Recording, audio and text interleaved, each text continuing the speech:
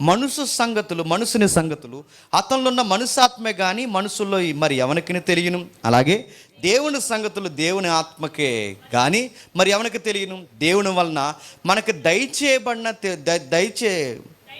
దయచేయబడిన వాటిని తెలుసుకుంటకే మనము లౌకిక ఆత్మను కాక దేవుని వద్ద నుండవచ్చు ఆత్మనే పొంది ఉన్నాం. మనుష్య జ్ఞానము నేర్పు మాటలతో కాక ఆత్మ సంబంధమైన సంగతులతోనే సరిచూచుచు ఆత్మ నేర్పు మాటలతో వీటిని గూర్చి మేము బోధించుచున్నాము. ప్రకృతి సంబంధమైన మనుషులు దేవుని ఆత్మ విషయాలు అంగీకరింపడు, అవి అతనికి వెర్రివిగాను ఉన్నవి, అవి ఆత్మ అనుభవం చేత వివేచింపదగును గనక అతడు వాటిని గ్రహింపజాలడు. ఆత్మ సంబంధమైన వాడు అన్నిటినీ వివేచించును కానీ అతడు ఎవని చేతను వివేచింపబడ్డు. ఏమర్థమైందండి? ఆత్మ ఎరిగిన వారు దేవుని మర్మాలు ఎరుగుతారు. ఆత్మ ఉందని మర్మాలు చెబుతామని ఏం చెప్పారు తెలుసా? ఆ పల్నాడు జిల్లాకి వెళ్ళి ఒక ఆయన మర్మం చెప్పాడు. ఏమని చెప్పాడు? నెక్స్ట్ మళ్ళీ 15 సంవత్సరాలు ఎమ్మెల్యేగా మీరే ఉండబోతున్నారా? టప్పని ఓడిపోయాడు. ఈవీఎంలు బద్దలు కొట్టిన కేసులో తీసుకెళ్ళి లోపల వేసేసారు. చూసారు మీరు? వీడియో చూడండి కావాలంటే. అదే డయాస్ మీద ఆ రోజు ఎమ్మెల్యే, అప్పుడు అధికారంలో ఉన్న ఎమ్మెల్యేగా కూర్చున్నాడు. ఆయన అధికారంలో ఉన్న ఎమ్మెల్యేగా కూర్చుంటే ఒక బోధకుడు ఆ ఏదిక మీద కూర్చుని ఇలా తిరిగి ఆ ఎమ్మెల్యే వైపు చేయి చూపించి, ఎవరున్నారా పల్నాడులో ఇక్కడ, అదిగో అటేపుకి చూపించి ఏమన్నాడండి, ఇలా చూపించి ఏమన్నాడండి, ఇలా చూపించి, ఇదిగో ఎమ్మెల్యే గారు నెక్స్ట్ మళ్ళీ 15 సంవత్సరాలు మీ ప్రభుత్వం ఫ్యాన్ గిర్రా గిర్రా తిరుగుతుంది అన్నాడు. కరెంటు పోయింది రాష్ట్రానికి.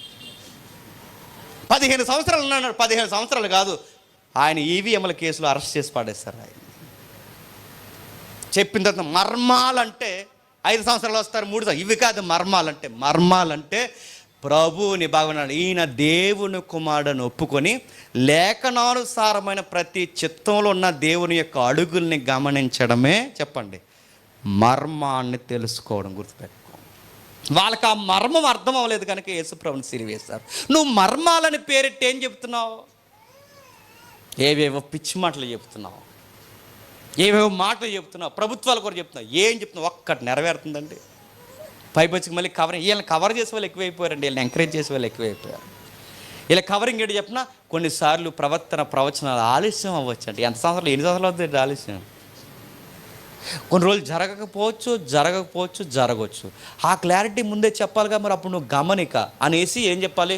జరగవచ్చు చెప్పండి, జరగకపోవచ్చు అని చెప్పాలి. కానీ నువ్వేం చెప్తావు? పక్కా చెప్తావు, రాసి పెట్టుకో అన్నాడు. ఆ ఏను స్వామి గారు అన్న ఒప్పుకున్నాడు, కానీ వీళ్ళు ఒప్పుకోరండి, అబద్ధాలు చెప్పారండి. ఆ ఏను స్వామి చెప్పాడు, తప్పైపోయింది, ఏదో కొంచెం అలా చెప్పేసి నేను ఈసారి చెప్పాలండి అన్నాడు. ఆయన ఒప్పుకుంటున్నారండి. ఇంకా కవరింగ్. మర్మాలంటే ఇదిగో నువ్వు అలాగే వెళ్తున్నావుగా, బస్ స్టాండ్లో నిలబడదు, సరిగ్గా 10 నిమిషాలకు బస్సు వచ్చేదని చెప్పడం మర్మం కాదు. మర్మం ఏంటో తెలుసా? దేవుని కుమారుని మరలా నీ జీవితంలో సిలువ వేయు. ఆత్మ నిన్ను పిలుస్తున్నాడు, ఆయన దగ్గరకు రా, నూతన జన్మ పొందుకో. దేవుడు ఈ సృష్టిలో ఎవ్వరికీ దక్కనకు బహుమానం ఇచ్చాడు, ఆ బహుమానమే పరిశుద్ధాత్మ. ఆయన పొందుకో, నూతనంగా మారు, పాత రోత జీవితాన్ని సమాధి చేయి, ఆయనలో జీవించని చెప్పడం మర్మం. ఎదుటోడికి అర్థమయ్యేలా దేవుని మర్మాన్ని బోధించడం మర్మం. గుర్తుపెట్టుకో. అది చెప్పట్లేదు, ఏవేవో చెబుతున్నారు. ఒక మనుషుని సంగతులు మనుషునికి ఎలా తెలుస్తాయో, దేవుని హృదయంలో ఏమున్నాయో మనకు ఎలా తెలుస్తుంది చెప్పండి? పరిశుద్ధాత్మ ఉంటే తెలుస్తుంది. ఇప్పుడు దేవుని హృదయంలో ఏమున్నాయో మనకు ఎలా తెలుస్తుంది? ఇప్పుడు దేవుని హృదయ స్పందన అంతా మన చేతుల్లో ఉంది. ఏంటి చెప్పండి? బైబుల్. ఈ బైబుల్లో ఏ వచనం ఎంతుకుందో, ఎలా ఉందో ఆ వచనాల్ని మనకు బోధించేది ఎవరు చెప్పండి? పరిశుద్ధ. ఇది తెలియకపోతే ఏం జరుగుద్దో మనుషులకు మరలా చెప్తున్నాడు. మనుషు నేర్పు మాటలతో కాక ఆత్మ సంబంధమైన సంగతులను చెప్పండి, ఆత్మ సంబంధమైన సంగతులతోనే సరి చూడాలి. చాలామంది ఏమంటున్నారు చెప్పనా? ఎందుకు మమ్మల్ని ఎలా కొలుస్తున్నారు అంటున్నారు. బైబిల్ చెప్పేసింది ఒక ఆత్మ సంబంధమైన సంగతి అని అన్నప్పుడు ఆల్రెడీ జరిగిన బైబిల్లో జరిగిన ఆత్మ సంబంధమైన సంగతితోనే నేను కొలుస్తాం. మమ్మల్ని అలా ఎలా పాయింట్అవుట్ చేస్తున్నారు అనుకోదు, ఇదిగో ఇలా పాయింట్అవుట్ చేస్తాం. నా మాట అర్థమవుతుందా? ఆత్మ సంబంధం అంటే బైబుల్ సంగతుల్ని బయట ఏ సంగతి జరిగినా అది ఆత్మ సంబంధమైన సంగతో కాదో మళ్ళీ ఆత్మ సంబంధమైన సంగతితోనే బయట ఆత్మ సంగతులని చెప్పబడుతున్నవి కూడా కొలవాలి. కానీ ఎక్స్ట్రీమ్ ఉన్నారు బయట, అన్నీ బైబిల్లో ఉండవంట, కొన్ని అనుభవాల్లో నుంచి వస్తాయంట. ఏమంటే అనుభవాలు, అది అనుభవిస్తేనే తెలుస్తాట. నడుతున్నాను, అనుభవిస్తాం పరిశుద్ధాత్మని. ఎలా అనుభవిస్తాం తెలుసా? ఆత్మ అనుభవం అంటే ఒకప్పుడు నేను వేరు, చెప్పండి, ఇప్పుడు వేరు. ఒకప్పుడు నేను ఉన్నట్టు ఉంటే నా లైఫ్లో నేను చాలామందిని చంపేద్దును, అప్పుడున్నట్టు ఇప్పుడు లేను గనకే ఇతరుల కొరకు చనిపోవడానికి నేను నిశ్చయించుకున్నాను. ఇంత మార్పు నీకు ఎలా వచ్చిందంటే ఆత్మలో జన్మించాను. ఇది అనుభవించడం అంటే. అనుభవించడం అనగానే ఊగడం కాదు, అనుభవించడం అనగానే ఏవో మాటలు మాట్లాడడం కాదు. అనుభవించడం అంటే అదొక ట్రాన్స్ లాంగ్వేజ్ మాట్లాడుతున్నారుగా, అది కాదు. మరి భాషల సంగతి ఏంటనియా అని అడుగుతారు బ్రేక్ తర్వాత. అది కొన్ని వారాలు అవ్వచ్చు, నెల అవ్వచ్చు, చూద్దాం.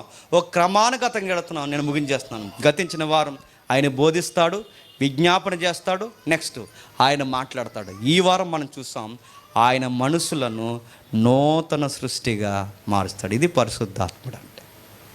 ఈ వారం ఏం నేర్చుకున్నారంటే, మీ దగ్గర బండ గుర్తుండాలి, పరిశుద్ధాత్ముడు చేసే గొప్ప పనుల్లో ఒక పని నూతనముగా మార్చేస్తాడు.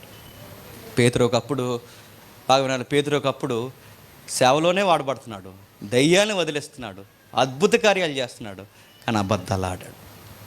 ప్రభు అన్నాడు, పెంతుకొస్తే దినం వరకు జాగ్రత్తగా ఉండండి, అప్పటి నుంచి మీరు వేరైపోతారన్నాడు. పెంతుకొస్తే తర్వాత మళ్ళీ పేతురు ఇలా అంటాడు, ఏ యేసు ప్రభుని ఎరగరని బొంకేసి వెళ్ళిపోయాడో పెంతుకొస్తే తర్వాత అపోస్తుల కార్యం 4వ అధ్యాయంలో యేసు ప్రభు పేరు ఇంకోసారి ఎత్తామంటే నీ ప్రాణాలు తీసేస్తామని వార్నింగ్ ఇస్తే అప్పుడు పేతురు అంటాడు, నేను కన్న వాటిని ఎన్న వాటిని చెప్పకుండా ఉండలేను, మీరు నన్ను కొట్టినా చంపినా ఈయన గురించి నేను ప్రకటించకుండా ఉండలేను. ఒకప్పుడు ఒక అమ్మాయి వచ్చి, నువ్వు ఆ టీంలో ఉన్నవాడవేగా అంటే, ఆయన ఎవరో నాకు తెలియదని 3 సార్లు బొంకేసిన ఈ పేతురే ఇప్పుడు ఈపు మీద పెళ్ళిమని కొట్టి రాళ్ళు ఇసురు కొడుతుంటే పేతురు అన్నాడట, మీరు ఎంత కొట్టినా నేను చెప్పకుండా ఉండలేను. ఇంత మార్పు ఎలా వచ్చింది? పెంతుకొస్తు జనంలో చెప్పండి, సంపూర్ణమైన జన్మలోకి వాళ్ళు వచ్చేసారు. ఇది ఆత్మ చేసే కార్యాలు. ఈ నూతన జన్మ లేకుండా మాకు పిల్లలు పుట్టారు, ఈ నూతన జన్మ లేకుండా మా రాళ్ళు రాలిపోయాయి, ఈ నూతన జన్మ లేకుండా మేము ఇల్లు కట్టుకున్నాం, ఈ నూతన జన్మ లేకుండా ఎన్ని చెప్పినా, నూతన జన్మ లేకపోతే ఎన్ని అద్భుతాలు జరిగినా అది నీకు రక్షణకు పనికిరాదు. నూతన జన్మ ఉంటేనే నువ్వు రాజ్యంలో స్థిరపరచు.